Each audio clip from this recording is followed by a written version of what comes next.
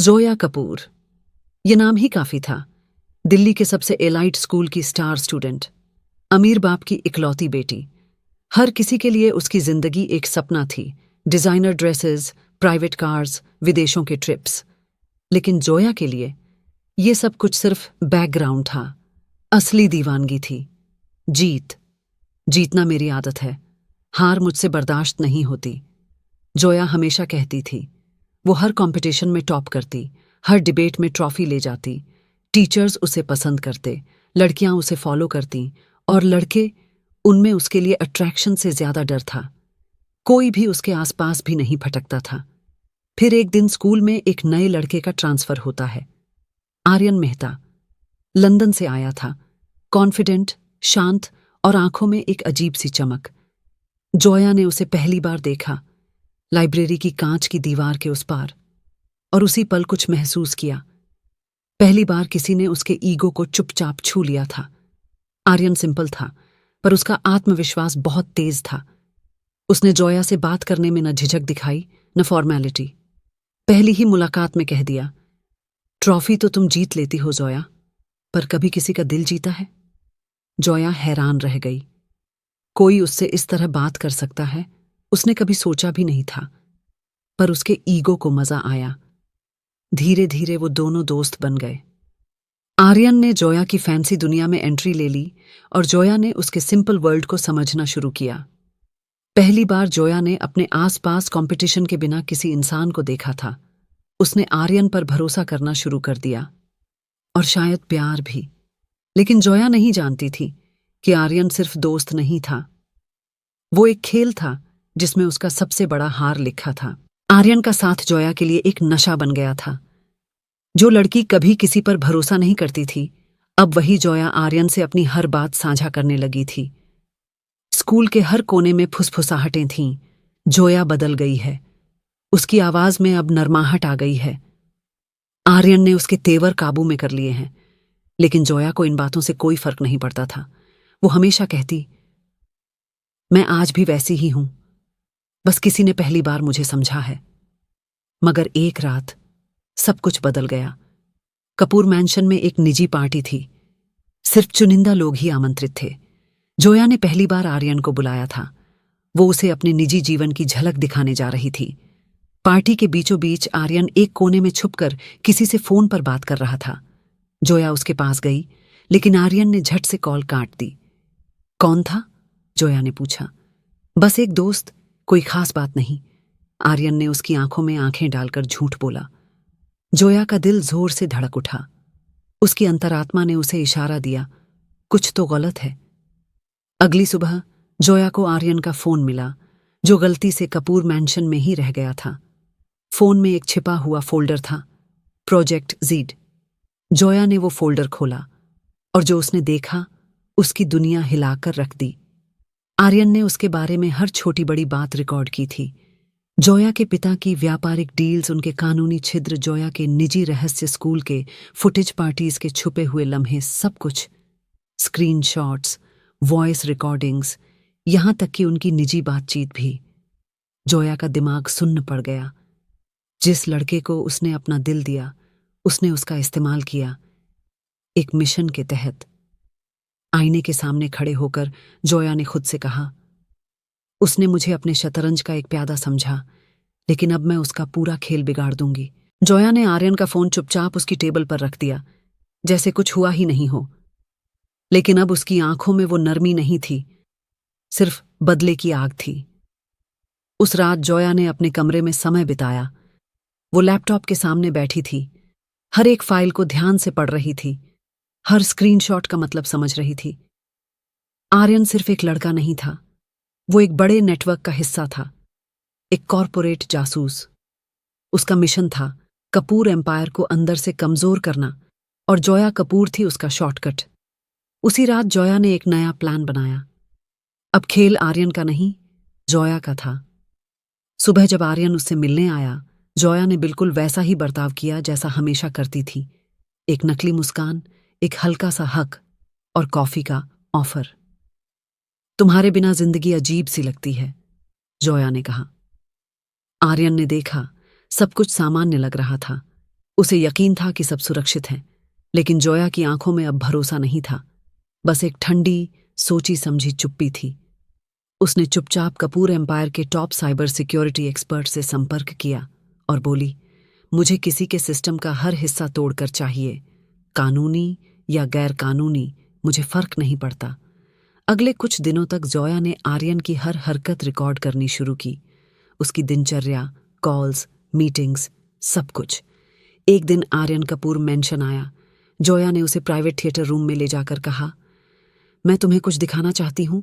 Screen on होती है और आर्यन के सामने शुरू होती हैं उसकी खुद की रिकॉर्डिंग्स, जहां वो जोया के सीक्रेट्स डिस्कस कर रहा था, कपूर ग्रुप की फाइल्स शेयर कर रहा था किसी अनजान नंबर से। आर्यन का चेहरा पीला पड़ जाता है। जोया उसके सामने खड़ी हो जाती है, शाही, ठंडी और अजेय। तुमने मुझे इस्तेमाल किया, अब देखो मैं तुम्हें किस हद तक तोड़ सकती हूं। आर्यन, जोया, प्लीज सुनो, मैं मजबूर था। जोया, मुझे हार से नफरत है आर्यन, और तुम तो मुझे मिटाने आए थे। अब देखो मैं तुम्हारी पहचान मिटा दूंगी। आर्यन के चेहरे का रंग उड़ चुका था। उसकी आंखों में गिल्ट था, लेकिन जोया के लिए अब उस गिल्ट की कोई कीमत नहीं थी। उसने ठंडी आवाज में कहा, तुम्हारे लिए गेम खत्म? ओह नहीं आर्यन, गेम तो अब शुरू हुआ है। उस रात जोया ने कपूर ग्रुप की बोर्ड मीटिंग में एक अर्जेंट प्रेजेंटेशन बुलाई। सभी टॉप इन्वेस्टर्स, डायरेक्टर्स और मीडिया पार्टनर्स को इनवाइट किया गया। सबको लगा जोया अपने नए प्रोजेक्ट के बारे में बताएगी, लेकिन स्टेज पर आई जोया ने सबके सामने कहा, आज मैं कोई बिजनेस पिच नहीं दूंगी, मैं एक वायरस को एक्सपोज करूंगी जो हमारे साम्राज्य को अंधेरों में खोखला कर रहा था। सभी लोग हैरान रह गए। स्क्रीन पर आर्यन की लीकी हुई कॉल्स, वीडियोस और डॉक्यूमेंट्स दिखाए जाने लगे। ये लड़का जिसे हमने अपना गेस्ट समझा, असल में हमारा दुश्मन था, मेरा फ्रेंड, मेरा लवर नहीं। एक प्लानिंग मशीन था जिसका मकसद था मुझे बर्बाद करना। हॉल में सन्नाटा था।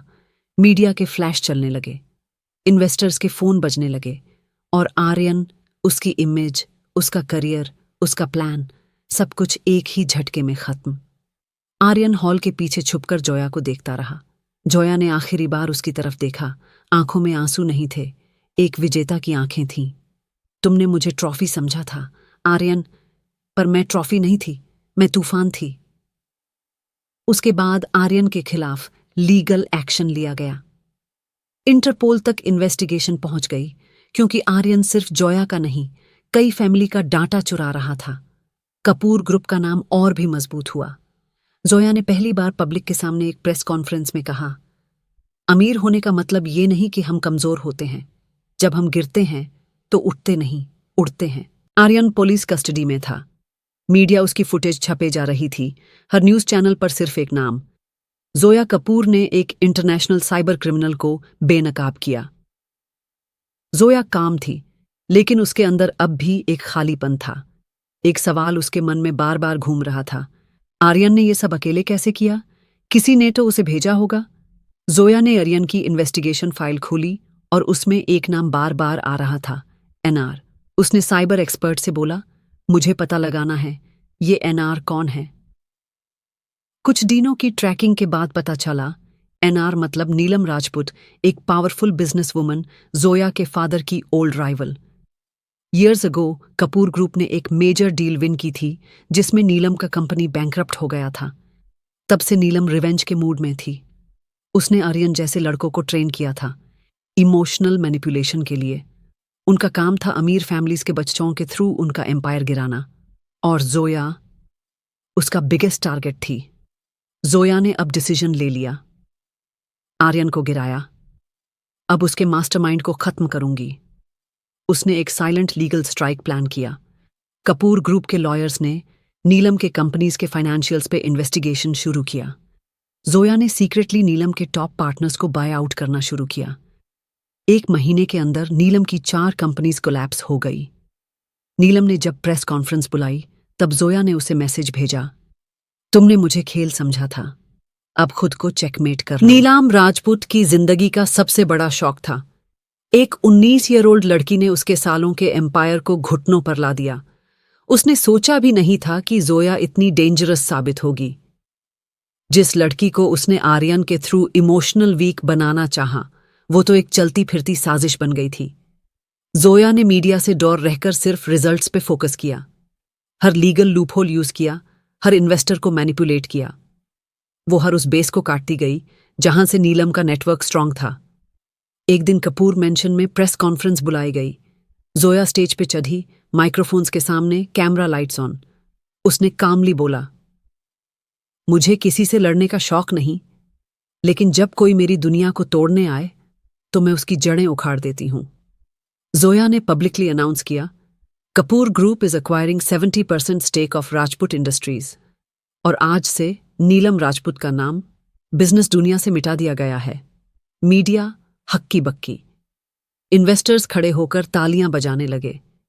नीलम एक डार्क कॉन्फ्रेंस रूम में बैठी थी, हर छुपी नहीं सकती थी। उसने सिर्फ एक लाइन बोली, जोया कपूर, तुम सच में किसी की औलाद नहीं, तूफान हो। जोया कपूर ने आर्यन को गिराया, नीलम को मिटाया और दुनिया को यह दिखाया कि असली जीत ट्रॉफीज में नहीं, स्ट्रैटेजी में होती है। उसने अपने डायरी में आखिरी लाइन लिखी, मैं ट्रॉफी थी लेकिन किसी के हाथ की नहीं। मैं वो ट्रॉफी थी जो खुद अपनी रेस रचती है। कपूर मैंशन में सब कुछ शांत था। जोया अपने फादर के ऑफिस में बैठी थी, उस चेयर पर जहां राजीव कपूर खुद कभी बैठे थे। वो फाइल्स देख रही थी, अकाउंट्स वेरीफाई कर रही थी, मीटिंग सेट कर रही थी, लेकिन सबसे बड़ी मीटिंग थी, कपूर ग्रुप का सीईओ कौन बनेगा। बोर्ड मीटिंग में सब डायरेक्टर्स ने वोट किया और यूनानिमस डिसीजन आया, miss Zoya Kapoor, you are now officially the CEO of Kapoor group of companies. सबने तालियां बजाईं, मीडिया में हेडलाइंस चलीं, youngest CEO in India's corporate history, Zoya Kapoor. 10 दिन के बाद जोया ने दुनिया को दिखाया कि एक लड़की जो कभी प्यार में टूटी थी, अब डिसीजंस ले रही थी जिन पर लाखों लोगों का फ्यूचर डिपेंड करता है। उसने अपने नए ऑफिस में एंटर करते वक्त सिर्फ एक लाइन बोली, अब मैं सिर्फ जीती नहीं, दूसरों की जीत की वजह बनूंगी। लेकिन जब दुनिया एक तरफ थी, जोया की लाइफ में एक खाली कोने अब भी था, प्यार। आर्यन के बाद उसने कभी किसी को पास आने नहीं दिया, लेकिन अब उसकी जिंदगी में एंट्री होती है एक नए इंसान की, ईशान वर्मा, एक ऑनेस्ट, फियरलेस जर्नलिस्ट। वो जोया के पावर से नहीं, उसके जज्बे से इंप्रेस होता है। उनकी मुलाकात एक बिजनेस समिट में होती है और जोया के अंदर एक बहुत समय बाद हल्की सी मुस्कान लौटती है। ईशान वर्मा नाम तो सिंपल था, लेकिन आंखों में एक सच्चाई थी जो जोया ने कभी किसी मर्द में नहीं देखी थी। वो बिजनेस जर्नलिस्ट था, पावरफुल लोगों के इंटरव्यूज करता, उनके असली चेहरे दिखाता, लेकिन उसकी आंखों में जोया के लिए ना टीआरपी थी, ना गॉसिप, सिर्फ इज्जत थी। पहली मुलाकात एक पैनल डिस्कशन में हुई। ईशान ने जोया से कहा, आप पहले सीईओ हैं जिनके आंसर्स स्क्रिप्टेड नहीं, सोलफुल लाग रहे थे। जोया थोड़ा मुस्कुराई, लेकिन अंदर कुछ हिल गया था। सोलफुल?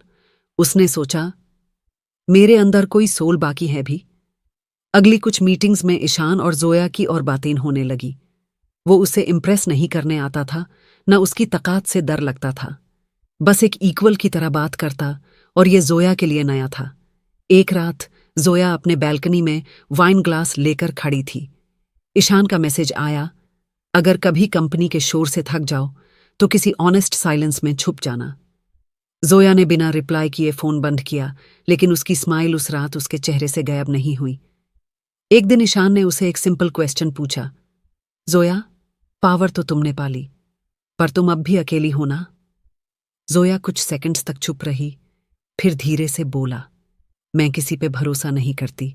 जब किसी ने तुम्हारे दिल को हथियार बना लिया हो तो वापस महसूस करना आसान नहीं होता। ईशान ने कहा, मैं तुम्हारा दिल जीतने नहीं आया जोया, बस चाहता हूं कि तुम फिर से फील करना याद करो। जोया रात भर ईशान के वर्ड सोचती रही। क्या मैं फिर से किसी पे भरोसा कर सकती हूं? क्या मैं सिर्फ सीईओ, वॉरियर और डॉटर हूं, या एक लड़की भी? जोया कपूर अपने ऑफिस के ग्लास विंडो के सामने खड़ी थी, जहां से पूरा शहर दिखाई देता था। रात की रोशनी, ट्रैफिक की आवाज और उन लम्हों का शोर जिसे वो कब का दबा चुकी थी। ईशान का एक और मैसेज आया, तुम्हारी आंखों में थकान है जोया, कभी कभी सिर्फ जीतना नहीं, जीना भी जरूरी होता है। उसने फोन हाथ में लिया, सोचा और फिर रिप्लाई कर दिया, चलो कहीं दूर चलते हैं, वहां जहां ना नाम हो ना कैमरस। 2 दिन बाद जोया और ईशान एक छोटी सी हिल टाउन गए। नो मीडिया, नो बिजनेस, सिर्फ साइलेंस। जोया ने पहली बार जीन्स और सिंपल कुर्ती पहनी और ईशान ने कहा, सीईओ मैडम को नॉर्मल कपड़ों में देखना एक रारे चांस है। जोया मुस्कुराई, सच में खुल के, बिना किसी मास्क के। उस छोटी ट्रिप में जोया बाइक पे बैठी, स्ट्रीट मोमोज खाए और एक छोटी सी मंदिर में दिया जलाया। उसने ईशान से कहा, मैं भूल गई थी, मैं सिर्फ एक नाम नहीं, एक लड़की भी हूं, जिसे हंसना आता था, रोशनी से प्यार था और बारिश में भीगना पसंद था। ईशान ने उसका हाथ पकड़ कर कहा, मैं चाहता हूं जोया कपूर नहीं, जोया को जानूं, वो लड़की जो खुलकर जी सकती है, बिना किसी ट्रॉफी के। जोया की आंखों में आंसू थे, लेकिन वो पहली बार दर्द के नहीं, राहत के थे। वापस आके जोया ने कपूर मैंशन के एक कमरे में डायरी लिखना शुरू की। मैं जीत चुकी हूं सब कुछ, पर अगर मेरी जिंदगी में कोई मुझे देखता है बिना कपूर के, तो शायद मैं अब जीती नहीं जी रही हूं। ये कहानी अभी खत्म नहीं हुई है। आगे क्या हुआ, ये दूसरे भाग में पता चलेगा। आपको कमेंट करिए दूसरे भाग के लिए।